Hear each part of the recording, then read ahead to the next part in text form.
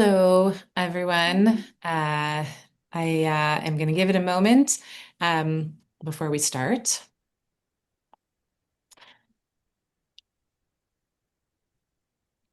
All right. Hi, I am Adina Vogel, I alone, J Street's Vice President of Strategy and Programs, and I am honored to be here today with two of my teachers and experts, Hagit Ofran and Ron Shatzberg, to dive into what exactly has been happening in Israel vis-a-vis the West Bank and the latest annexation, moves of annexation that this government has taken. In the past week, last week with cabinet decisions, and then again over the weekend, we've seen a series of decisions that really deepen Israel's control over the entire West Bank and remove protections for Palestinian land, also erode the construct of the Oslo Accords. And this is, just the latest move in a really concerted, determined three-year effort by Bezalel Smotrich, who is the finance minister, also minister in the Minister of Defense, and his allies to get as close as possible to full Israeli annexation of the West Bank. He says it very clearly what his intentions are publicly, idea of foreclosing on the possibility of a Palestinian state, and desire to control in its entirety all of the West Bank, and also to displace Palestinian residents from the West Bank. So there's, a series of actions that have happened over the past 3 years. And I think that what has happened just within the last week has gotten some attention, but also has been really hard to parse out for most people to trying to understand the intricacies of what it means to be an occupying power in the West Bank and how this relates to land regulations and what were the changes that happened and what is the significance. And so we have brought this webinar together because we really wanted to dive into it and understand really the magnitude of the impact of what was decided. And so we have, as I mentioned, two incredible experts that will help us make sense of what these cabinet decisions actually mean, explain them, what damage is being done, what the impact is on Palestinians, on the future of a Palestinian state, and what are the avenues that remain open to fight back, what steps can be taken if there is an alternative government in this election year that we find ourselves in. So I also encourage everyone to add their questions to the Q&A, and I will try to weave them in throughout the conversation. I will introduce our wonderful guests a little bit more. So Hagit directs Peace Now Settlement Watch Project, really the expert on the settlement expansion project that has been happening for decades. She researches and documents settlement construction, participates in court cases related to illegal settlement construction, is really the person who understands every development that is happening on the ground. And so, Hagit, we are really privileged to have you here. And we've, of course, followed Peace Now's reports and explanations of a variety of different actions that have taken place over the past few years. So thank you so much for being with us today. And Colonel Ron Shatzberg is the co-executive director of the Economic Cooperation Foundation, ECF, which is a really key think tank that aims to foster Israeli, Palestinian, and Israeli Arab cooperation. His work focuses on regional security, Jerusalem, cross-border cooperation strategies, and he works together with his colleagues to develop policy recommendations to address some of the biggest threats, I would say, to the future of the state of Israel as a democratic and secure homeland for the Jewish people. And so thank you both, Hagit and Ron, for being here late at night in Israel at 9 p.m. and helping us make sense of everything that's happening.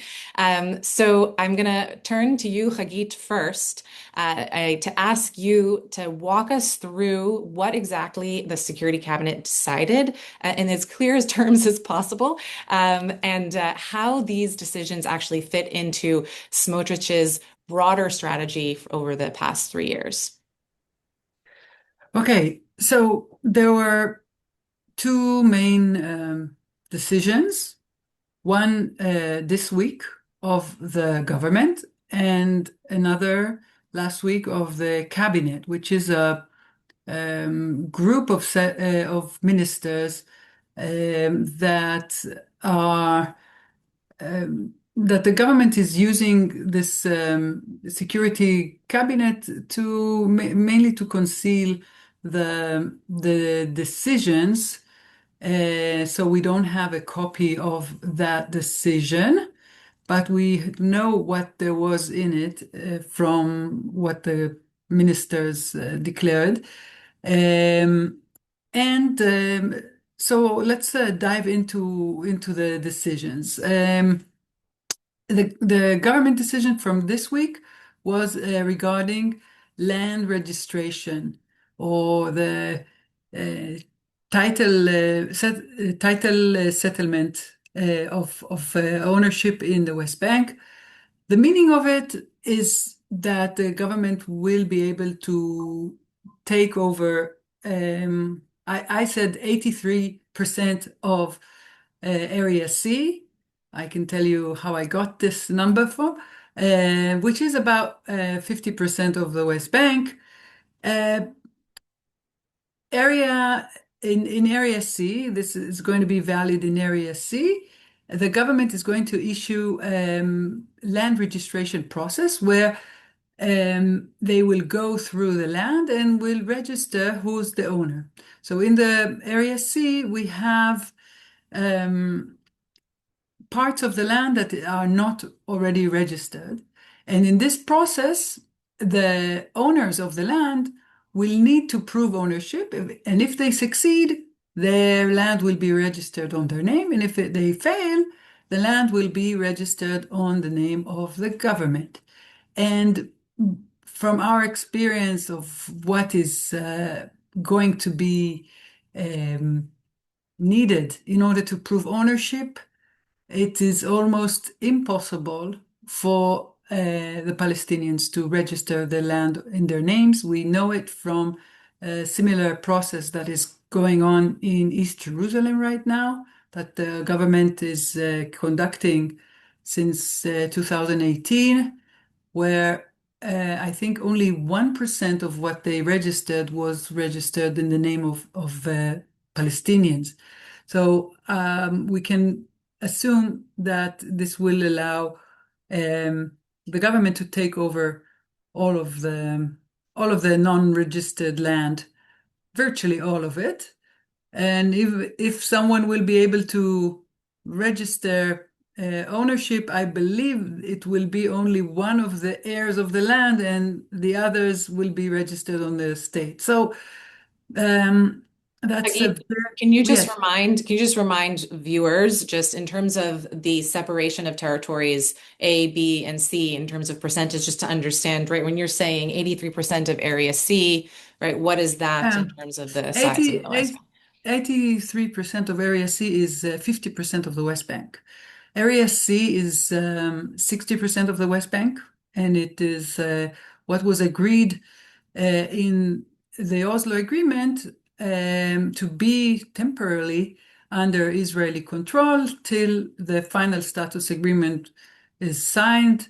That was supposed to happen by May 1999.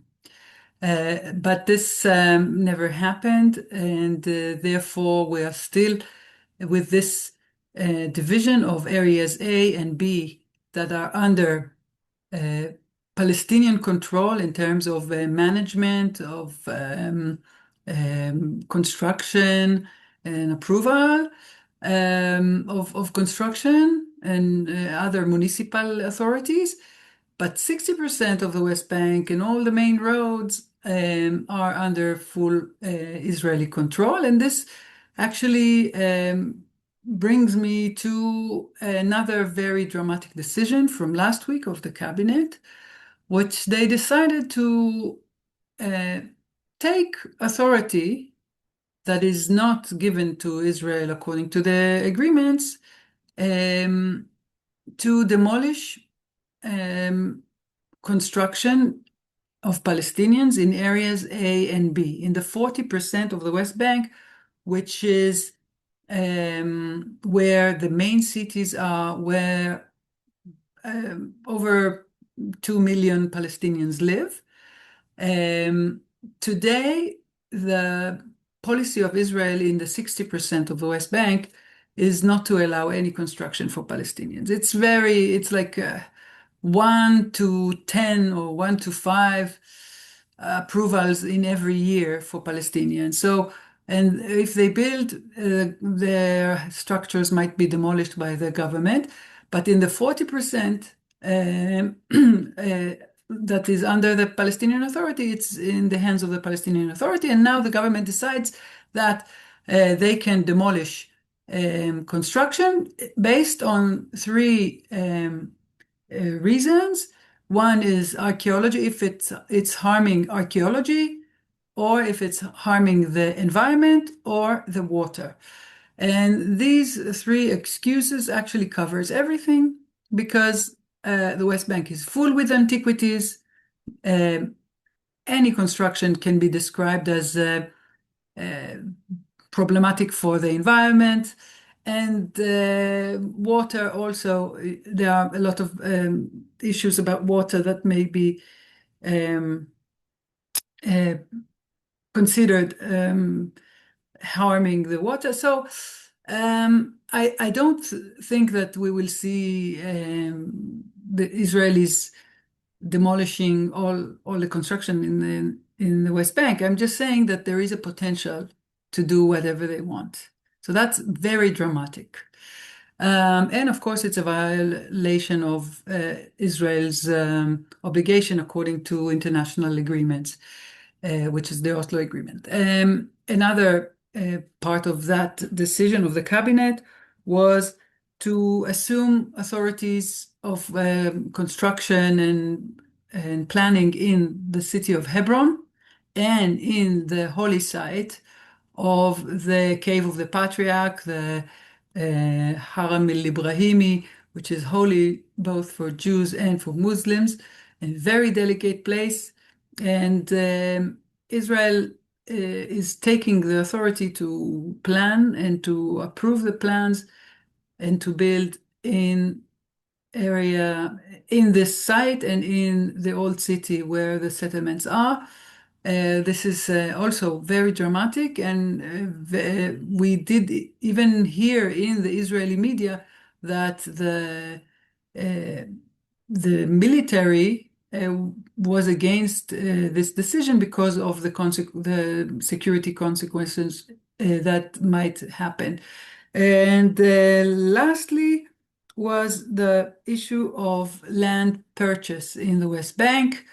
Today, all the issue of land purchase in the West Bank is very problematic. It's full with forgeries because it's always behind closed doors because people don't really want to sell or they don't want to be accused of selling land because it's a national conflict, because there is a law in the Palestinian Authority that is not allowing selling land to Israelis. So there is a lot of forgeries there, and the government is taking some obstacles away from buying land. One is the need to register a company in order to buy it. Now, as soon as the decision of the cabinet is implemented, anyone will be able to buy land directly.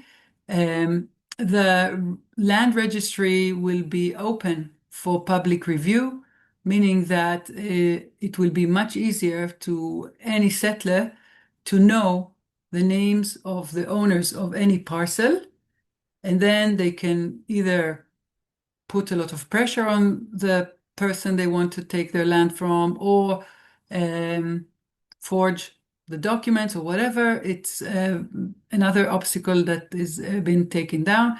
And also another process that is now existing is the need for an approval for every purchase by the civil administration, which is under the Ministry of Defense, where before you can register any purchase, you need to get this formal approval. That is also taken away. You will not need that anymore. And this was also a way for the government to prevent settlers from buying lands in areas that the government think is not um, good for Israel. If they want to buy land, I don't know, in the middle of Nablus, or in Hebron or in any other place, and the government is doesn't want that, they will not allow them this approval of purchase. Now the government decided, or the cabinet decided, that this approval will not be needed at all. And also they decided that the government will initiate a purchase of land. That's the latest.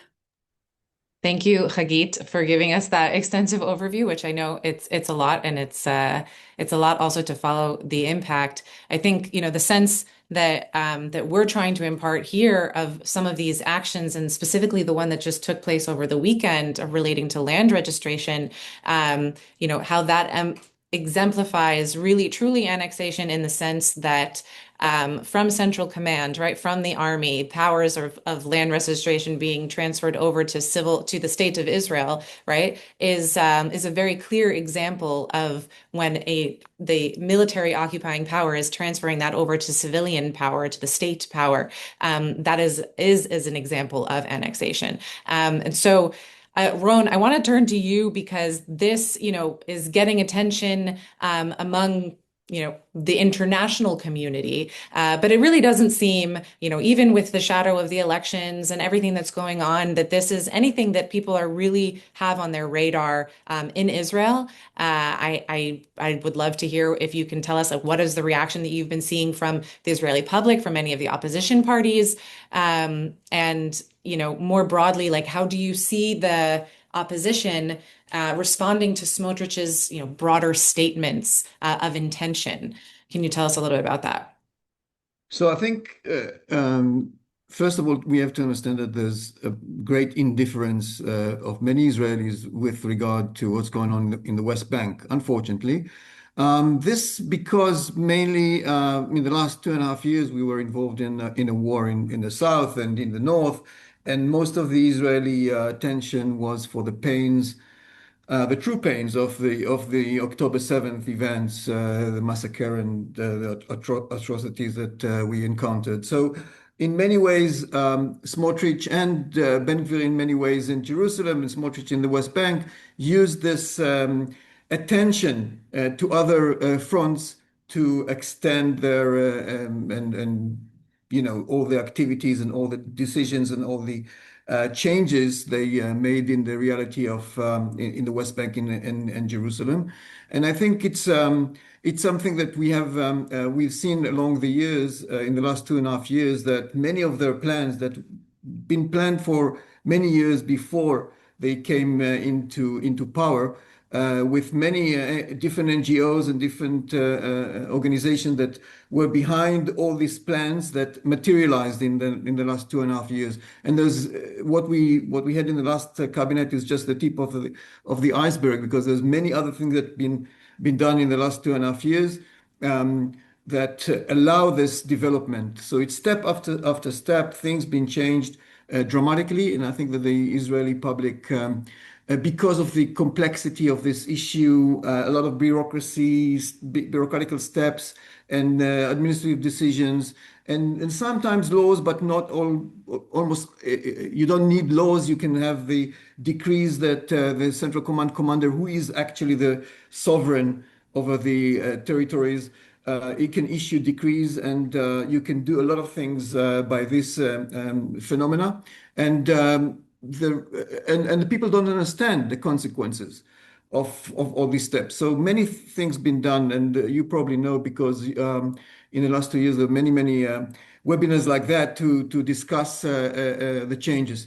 I would say that the indifference is also because of the trauma of October 7th and the attention of the Israeli public. But if you look at the polls, and I will quote a recent poll from December 2025, done by Politography, a group of experts that I'm actually part of them, And they have two scholars that are in the last 20 years following this issue. So in a very the polls are done in a very systematic way along the last 25 years. So 45% of the Israeli public are for separation from the Palestinians and allow the Palestinians basically to have their own self-determination.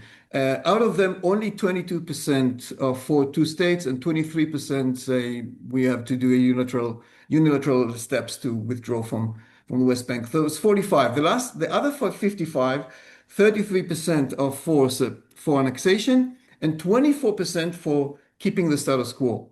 So if you look at the polls before, I think the larger group is the group that basically the largest group that in these polls or along the last 2 years is the group that say, okay, if this is the situation, we are for the status quo because we cannot trust the other side, we cannot hand over the security responsibilities to the other side because of what we see in the October 7th. So we will follow the status quo, but still, this is 55%, all of these group, and only 33 of them, 33% of them are for annexation. So I think there's, in general, the plans of Smotrich, only third of the Israeli public, the plans of Smotrich for annexation, only 33% of the Israeli public supported. It's a rise. It wasn't like that. In 2018, 47% of the Israelis were for two-state solution. And now we are down to 22%. So it's a big fall, and it didn't start with the October 7th. It's a slow decline, and I think that in the end of the day, it's a lot to do with who is the leaders of the two sides, and because of this despair of many of the Israelis and the Palestinians on the other side, it's a mirror image. You can say so. From the prospect of reaching for two states, we see this decline. It's alarming for us who believe, as you said, in Israel as a democratic and a Jewish state. This is a very alarming situation. But I don't think I'm not giving up. First, because I think this is the only moral way to be a Jewish person in this part of the world, to have the other side freedom and rights to have their own self-determination and to stop occupation. So I think that's the only option we have with us. So I think that's the main message for us as people that like me and Hagit who work for this reality. We don't see another way. Thanks, Ron. So I want to address, sorry, we understand, where the Israeli public is now. Thank you for providing that context, Ron. And the question that continues to come up here is, well, what can even be done now to push back against these actions? Is there anything that can be done to push back against these latest series of decisions? So, Hagit, I'd love to get a sense of how you're thinking about this, how Peace Now is thinking about this in this moment. And then, Ron, I want to turn to you also to ask you that same question about how are we thinking about this also moving forward towards, God willing, an alternative government? Yeah, I think we have an opportunity now. First of all, that we have elections coming, and this means that there is a possibility to change the government. It is a possibility to affect the discourse of this upcoming elections. So I think there is an opportunity for affecting to have an effect on the ground. What we are trying to do is to not let go of this issue of what is going on the West Bank, the settlement policies. So we have the settlement watch that is, we're trying to keep up with all what this government is doing, which is very, very hard. Every week they establish at least one new outpost, sometimes two. And in order, you need to go and see them. You need to know where they are. They have so many administrative decisions that they are taking. And we think that it's crucial that we keep track of all this and keep it in the public debate all the time and bring it up so that it will not pass quietly, so that there will be some kind of argument. Because I think why we are so in such problem in our public opinion, and the fact that you don't see the huge support for a two-state solution or at all for the end of the occupation. It's not that the right wing managed to persuade the Israelis so badly that we have to control the West Bank. Like what Ron said, it's not the majority of Israelis that support it.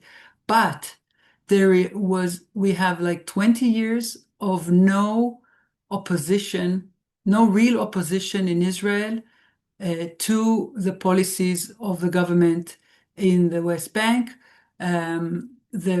What is called the center in Israel uh, was either afraid to talk about it because of the horrible attacks by the right wing and Netanyahu against anyone who's arguing on this issue, an accusation of being not patriotic or even a traitor. But also, I think because of the misconception that if we only keep away from this topic, then we will get more votes. And I think what happened was that we had the right wing to run all the way to the right to become more and more extremist. And what was supposed to be the opposition, that was supposed to uh, send us or push us further to the left or to counter this, was running to be in the center, always to say we are centrist, we are not fighting on that. So we have horrible people like Ben Gvir and Smotrich, ministers in the government of the Jewish people. It's really a horrible time, and I think it's because of the lack of opposition, because of people running away from this issue. And what we need to do is to push them back into this issue, and that's what we're trying to do. We also engage with members of Knesset and with candidates and their supporters to tell them, demand, um, tell the Israelis what your vision is. What are you going to do? And let's make the elections more about this issue and not just the corruption of this horrible government. Thanks, Hagit. I couldn't agree with you more. And I've found it quite frustrating just over the past couple of weeks that I've felt that there's been a real minority of voices, political voices, that are really drawing attention to this. And I know that you and others are working very hard to engage them. So, Ron, I know this is also something that you've been thinking about. Also, not only how to engage the opposition now, but what would you see, assuming we have an alternative government that is not this extreme right Netanyahu government? What would be the specific policy recommendations, the immediate steps that you think are actually feasible for an alternative government to take to roll back some of what we've seen happen in the last 3 years? Okay, and we'll start with what happened yesterday because we were behind ECF and others. We were behind Knesset discussion. One of the main committees of the Knesset that discussed the I would say something that's unbelievable, that the fact that Israel as a state, the government of Israel, is funding illegal outposts and handing over budgets from ministries and money from ministries to illegal outposts. And when the people from the administration, the officials, were asked by the member of Knesset, how you explain that you are funding this illegal outposts that are a breach of the Israeli law that were established with no government decision. And they were they found all kind of excuses, but not to answer the question. And I think that's something that it didn't start with this government, by the way. It started the whole settlement movement was based on the same thing, that we are turning a blind eye to the actual legal situation and to the law, and actually giving money to people that are breaching the law. And that's something that, just to give you an example of what we are trying to do to put this on the agenda of the opposition. But if I look at the future opposition, future, I would say, government, if we have a new government and a different government, based on the camp of the current opposition and but on the Bennett 2026 party, I must say that I want to be realistic. And I want to be realistic, and I don't want to give anyone, hopes that are not rooted in reality. And I think that if you look at this, the current government, and you ask yourself how many of them support the Smotrich and Ben Gvir ideology, uh, most of them, because most of the Likud member of Knesset are actually supporting it. If you look at the future or possible other government in Israel, and you have Bennett, and you have the Democrats with Yair Golan, and you have Yair Lapid and Lieberman, if you take all of them together and you ask how many of them still support the annexation, the de facto annexation steps that were taken by the previous government, if there will be, a change government, there are still quite a large number of these members of Knesset in the Lieberman party and in the Bennett party that probably will not allow us to do a complete rollback of these very dangerous steps that are taken by this government. So I don't want to say that it's impossible, that nothing can be done. It's not true. It's not true, because I think there's another vectors that we have to take in account. It's not only the Israeli society and the Israeli politics. It's also the regional partners that can have a role. It's also US and European influence that can have a role. It's also an option that there will be some sort of normalization process that will bring us closer to finding some other policies in the West Bank that will force Israel to find other policies. So in my view, I think we have to look at the bigger picture and other vectors other than the Israeli public. And I think, unfortunately, with the current situation, we need the regional players that will do a reality check, if you want, for many Israelis who think that Israel can do whatever they want in the West Bank, and continue with a policy that no one in the world supports, no one in the region supports, that put in danger the Abraham Accord, that put in danger the peace plan of President Trump. And you have to face reality in a certain time. And that was, by the way, what we saw in the de jure annexation. When this idea raised up in the Knesset, it was the regional players who brought it to the Trump administration and said, this is counterproductive. This will not work with us.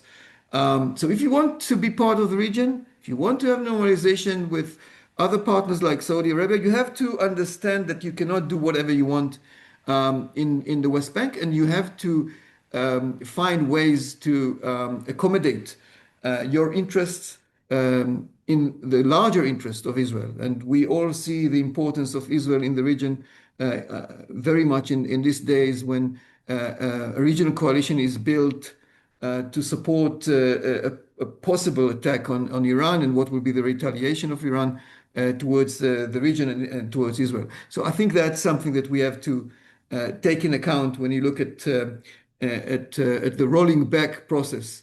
So if we are optimistic, I think that the answer is not necessarily within the Israeli opposition or Israeli future coalition, but also with other bigger interests of Israel in the region.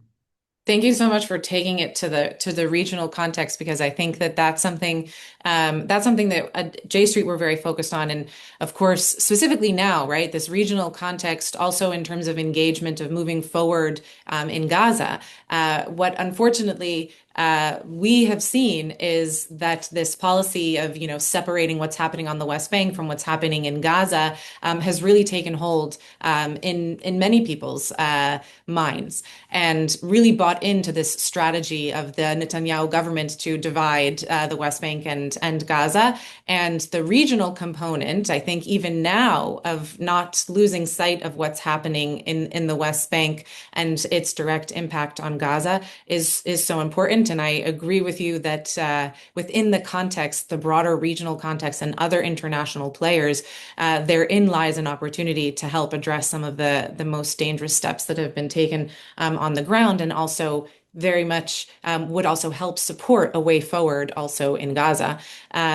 Hagit, I want to go back a little bit to just what the impact is right now, because on Palestinians, right, and on just Palestinians' daily lives, on based off of these decisions. And if you can just explain a little bit about how they are experiencing this, if there is any specific immediate impact. And there was also a question from one of our viewers about what's required to actually show ownership of land in Area C. So if you could just touch on those questions. Um, in terms of what you need to show, um, basically, you need to show, first of all, the papers of ownership which exist, which you do have, which go back to Jordanian time or even the British Mandate. So we're talking about 70 years old documents. In East Jerusalem, the government is requiring it to be the original. Uh, Please, good luck with that. And then you need to prove all the stream of ownership. If someone bought from someone, or it was somebody, the heirs, or who was the heir, and you need the original papers for every step on that. And also you will need to prove that you were cultivating the land or using it all the time, because the interpretation of the law in the Israelis' interpretation of the law is that if you don't cultivate it all the time, then it becomes public land or state land. So it's very, very hard to do. You know, 70 years after the British Mandate or whatever, it's almost impossible. Um, in terms of what's going on the ground, I think um, we are in a dramatic, dramatic change in the West Bank, and it goes uh, even before 7th of October. We started to see it, and of course, after that, it's when I go out now in the West Bank and meet Palestinians, I think I hear a lot about the economic situation. People are very, very in need.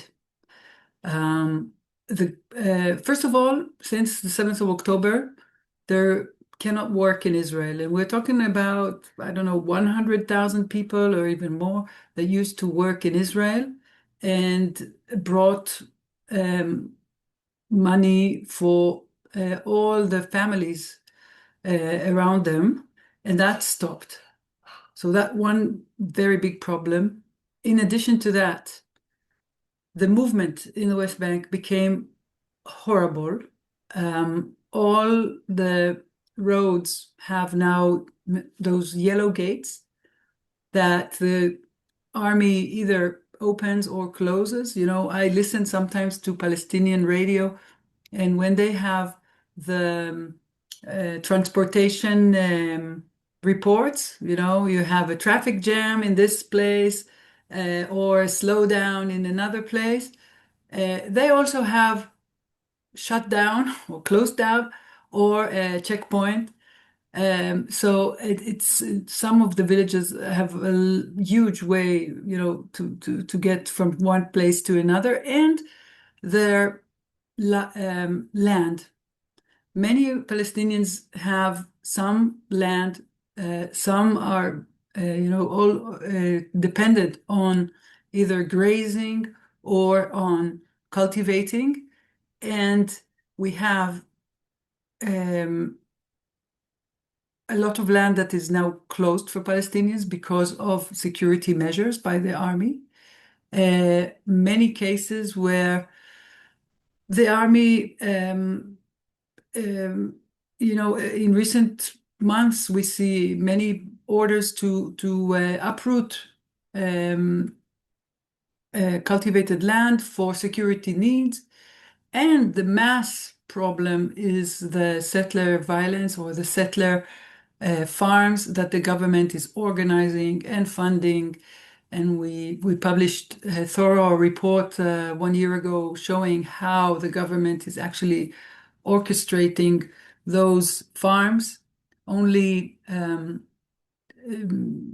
day before yesterday, there was an incident where settlers attacked a Palestinian community and stole sheep from them. And when the Palestinians tried to protect themselves, the settlers um, shot, and one Palestinian is actually an American citizen, was killed in Muhmas. Um, a few And it happens daily, this violence that led to the expulsion of over 3,500 Palestinians, probably many more that we don't know of, that had to run away from their homes, and many, around 1 million dunams. It's like, I think, 250,000 acres, or 20% of the West Bank, that Palestinians cannot enter because of settler violence, because of settlers will not allow them. And the military is now operating very differently than a decade ago. That it makes the lives in the West Bank are much, much harder. Only today, a few hours ago, the settlers established a new settlement in Hebron, moved into 5 houses. They claim they have bought it. Now we know that the changes that Smotrich led in the administration of the West Bank made it much easier to purchase land or to claim to have purchased land, and their government is not stopping them from that, of course. And I think the decisions of last week will make such scenes of settlers setting facts on the ground in very sensitive areas much, much easier. So you asked about how bad things are, right? Yeah, the immediate impact. But I mean, you did exactly. I wanted like to set the stage the way that you did, which is that this is a conversation focused on like what are these actions that are taking place, but there's obviously this the settler violence component, right? The violence that we are seeing daily and escalating in the West Bank. Well, maybe it's not directly linked to the bureaucratic decisions, right? It's the empowerment that you just outlined, right? The atmosphere in the West Bank for settlers, for setting up these agricultural outposts, for feeling emboldened and empowered to attack Palestinian communities, I think is something that is an incredibly concerning outcome as a result of the atmosphere that's being created by Smotrich and Ben Gvir. So you answered that question, I think, very well. Ron, there's a question in the chat that's asking to elaborate on something that I said about sort of this policy of separating Gaza and the West Bank, and what did I actually mean by that? And I'm actually going to turn it to you to talk about this, because I also wanted to ask you to address how this government's decisions are impacting the Palestinian Authority.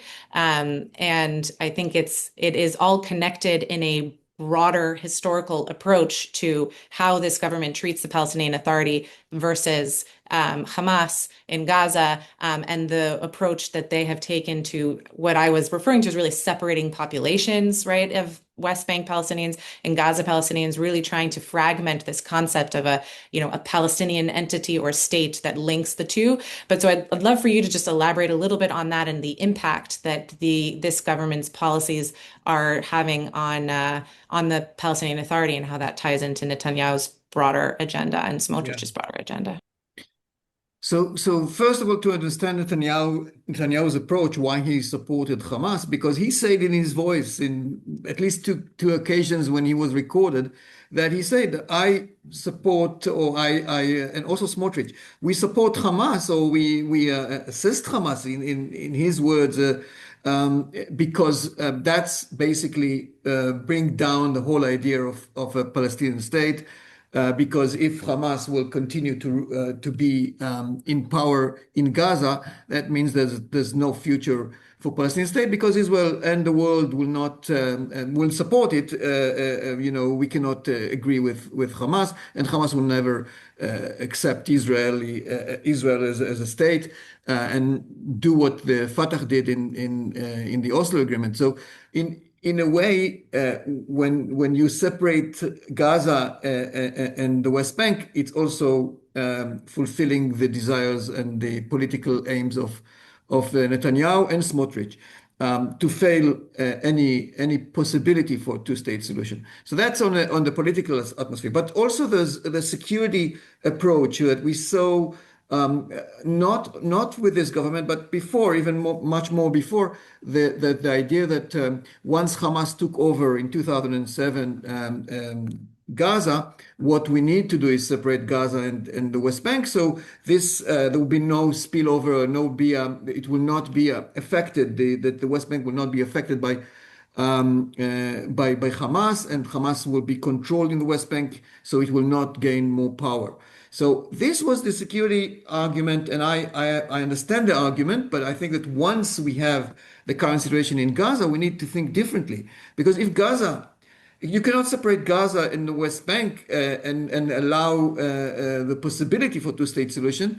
So you need to find a way to administratively find ways that at the end of the day, the PA will be part of the solution. And we can see in Gaza, and we can see it happens. It happens after Israel exhausted all the other options, like different options like the Emirates option, that there will be cantons in Gaza. And there were many, many different, all kind of ideas that were disconnect from reality. And in the end of the day, we reached the point where you have Palestinian Authority officials working in the Rafah crossing, and there will be and also Kushner in his words said that about a Palestinian force in Gaza, and the ISF, the International Stability Force, that was supposed to do the work instead of the Palestinians in the beginning, in the ideas of the Americans and the Israelis, not materialized. So in a way, it's already understood that we will reach a point when a Palestinian force will be the one who do law enforcement in Gaza, and it will be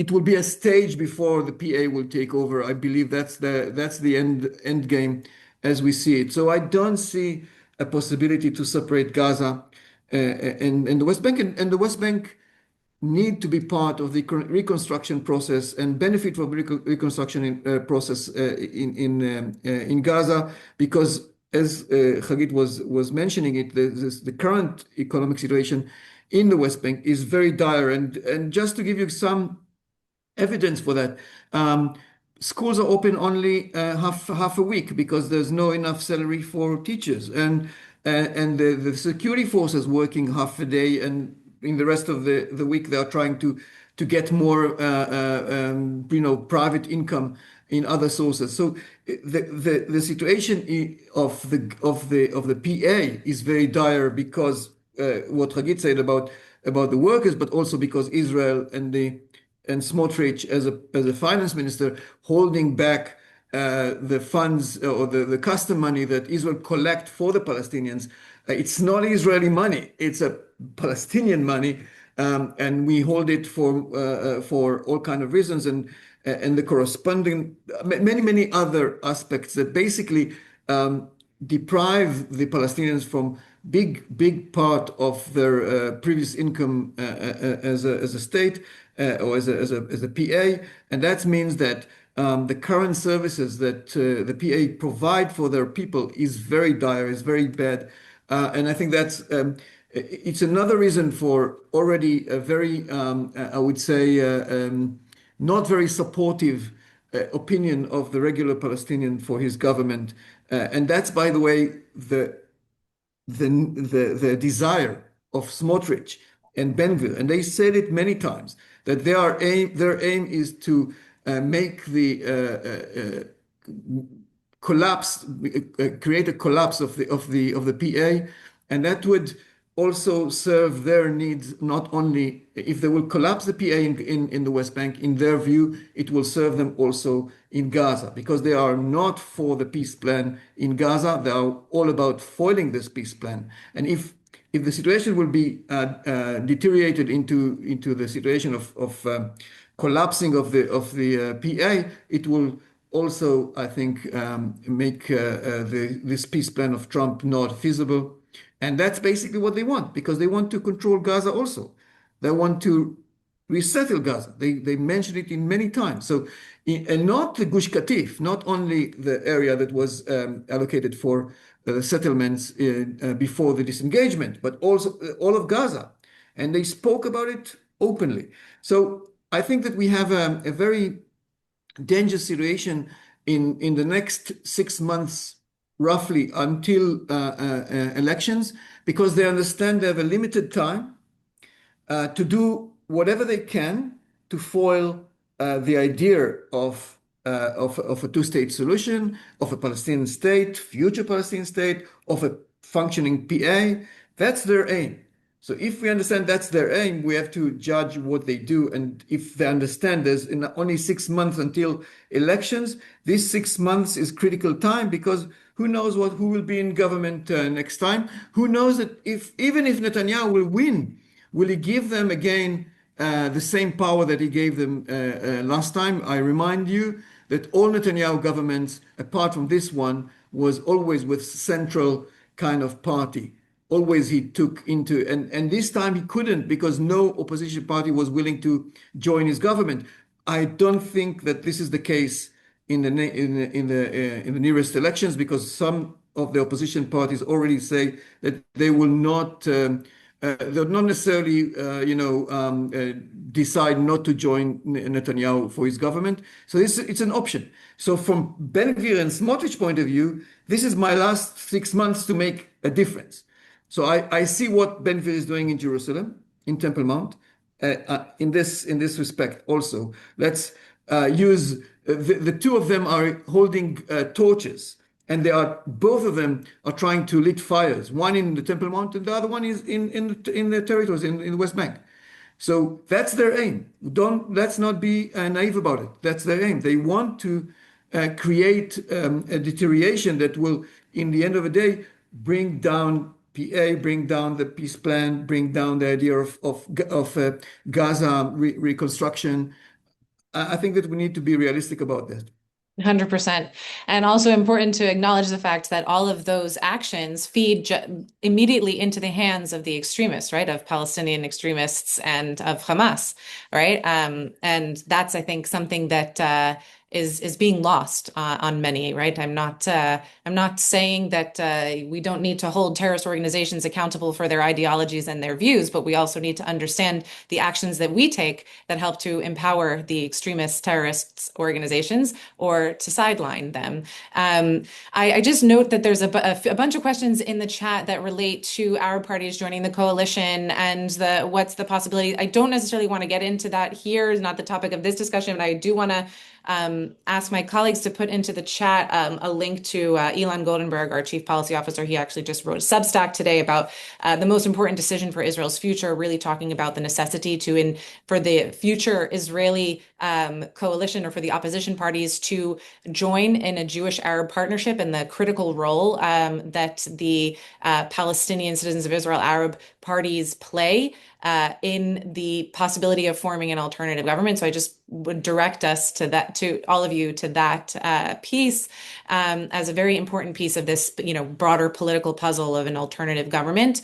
But I want to give the opportunity to Hagit and Ron for you to impart to us your wisdom as to what role you see us as J Street and as the American Jewish community, political advocacy organizations that align with both of you. What do you see as our role in drawing attention and opposition to the actions that are being taken by this government in the West Bank? So, Hagit, I will turn it over to you first. Thank you, Dina.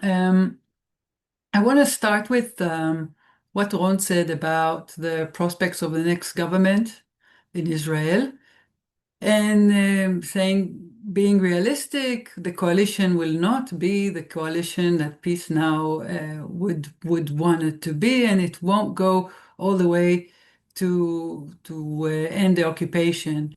Okay, I accept that, but still, I think we have a few months before elections, and we don't know what the public opinion will look like in a few months. And I also think that if that's the situation, that we cannot expect for a lot from the coming government, so we need to realize that we are having a fight that is going to be a long fight, that we need to look up to not to next year, or not only to next year, but also 5 years ahead. And I think it's also true in the American case. If we're not looking now, people, I don't know to what extent they have influence on the current administration. But I think for the immediate term, President Trump just said already twice that he will not allow the annexation of the West Bank. I think you can use this and show how many steps have been taken since this declaration in September by the government to torpedo this notion, to encourage or to move forward in annexation. But I think also looking for a long term to prepare the next administration to be ready to take steps that are more clear. For instance, if we know how harmful the settlements are, there is no justification to cooperate with settlements, to do trade with settlements, to allow any economic involvement with Israeli occupation or with Israeli settlements. And I think this is something that we can now start to work on for that to be fruitful in the long term. So that's just an example. Thanks, Hagit. Ron. Yeah, I think we when we look at what can make a difference, first of all we have to look at the next 6 months, as I mentioned, as the first period, and then if there's a new government in Israel, then what can be done with this government? And I think a few things that I want to mention here. First of all, look at today's Board of Peace. We have a new instrument that we never had before that might raise some ideas and some developments. And this Board of Peace basically is a group of 40-something country that Trump put together to support and to fix Gaza, if you want. We never had this kind of things of the whole world is assembled to in one way restrain Israel when it comes to using power, in the other hand building mechanisms to reconstruction of Gaza. I think that's something that we have to pay attention to, and I think Trump administration in many ways is exploring here a new approach that maybe some people would think that it can be in the end of the day maybe a solution, not the same, but very much of an American involvement, maybe a solution that will end up also be relevant in the West Bank. So we Israelis and Palestinians um, been doing this thing of the conflict for quite a long time.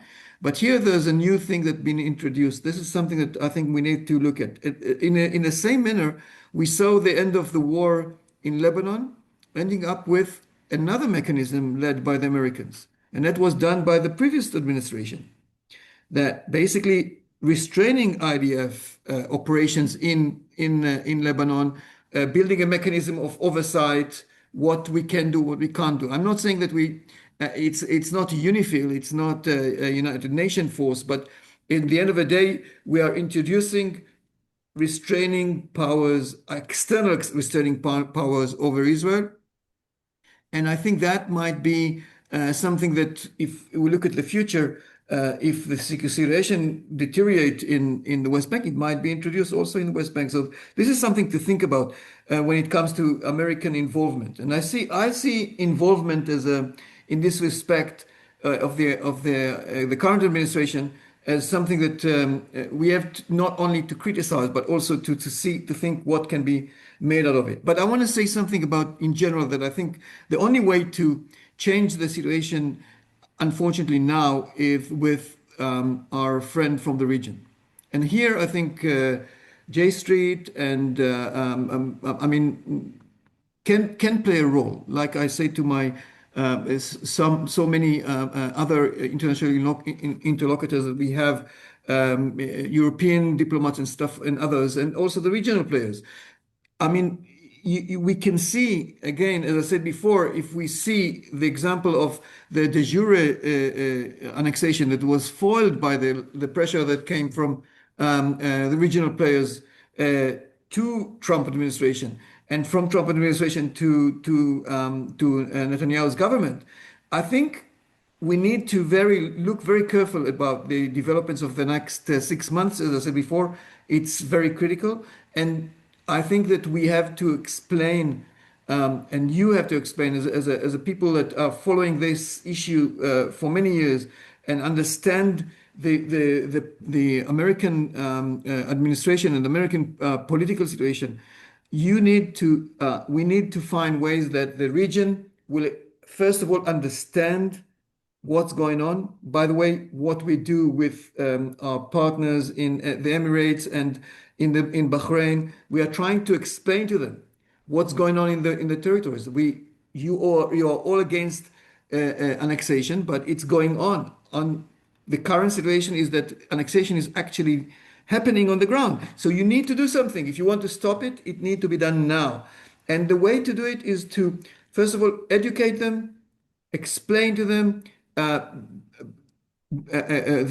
explain the complexity of some bureaucratic and administrative decisions that will end up with annexation, and the fact that basically they should be empowered to leverage their influence and their importance for Israel's strategy on security, on economic, on many things that we have. We want to be part of the region. If we want to be part of the region, you need to play according to the regional logic, or at least understand the logic of those countries. And in this way, I believe that if J Street will play a role in this regard, I think that would have a dramatic impact on the administration and through the administration to restrain these government decisions in the West Bank. And once there's a new government, it should be the same. It should be normalization as a vector that pushing us towards a change in the West Bank and in Gaza. And I think that's something that our friends in the United States should be part of this plan, because I think that we have the same interest. We all understand that this very extremist ideology led by this two parties that have only 20, less than 15% of the Israeli public support them. And only 33% that we mentioned that are for annexation. The majority is still, 70% of the Israelis don't want to be in occupiers for all their life. And I will finish with at least this statement that I was deployed in the territories for as a soldier, as a commander, as a battalion commander for so many time, serving a policy that I think was detrimental for the future of Israel, an anti-Zionist, uh, policy of settling inside other people area. And I see my son, who is now 21 and is a platoon commander in the Golani Brigade. I don't want him to suffer what I suffered. I don't want to do. I don't want to be. Don't want him to be an occupier. I want to serve my country. I'm a patriot. I still serve my country. I want him to serve his country, but I don't want to be an occupier in and deprive other people's rights for their justice, for their rights, and for too long we are doing it. And that's my personal, beliefs and vendetta. That's why I'm doing what I do for the last few decades in fighting for an agreement between Israel and Palestinians. Thank you, Ron, for that really powerful message. And Hagit, thank you. Both of you, we look to you, right? You are leaders. You are leaders on the ground, and you are the people that continue to shine the light of, not only just the optimism and the hope, but also really the policy approaches forward. And you are incredible resources to us at J Street. And I know that also resources to policymakers and lawmakers here in Israel, not only here in Israel, here in the United States, not only in Israel. So I want to thank you. We are your partners in the effort of continuing to draw attention to the devolving reality on the ground in the West Bank, and to the need to engage the regional partners and make sure that the United States role in that doesn't allow for progress on this broader regional thing, on broader regional normalization, without addressing the reality on the ground, of course, in the West Bank and Gaza. And so it's important that it all be intertwined. And as J Street has talked about our 23-state solution, the 23-state solution looks at the comprehensive regional agreement where you have the state of Israel alongside a state of Palestine. And that is definitely an opportunity to make progress on the reality on the ground in Gaza and in the West Bank, and would be the best outcome, I think, for everyone, for all the people living in the region. So thank you both for your time, and have a good night, and we will Thank you be in very touch. much. Thank Thank you you. very much. Bye bye.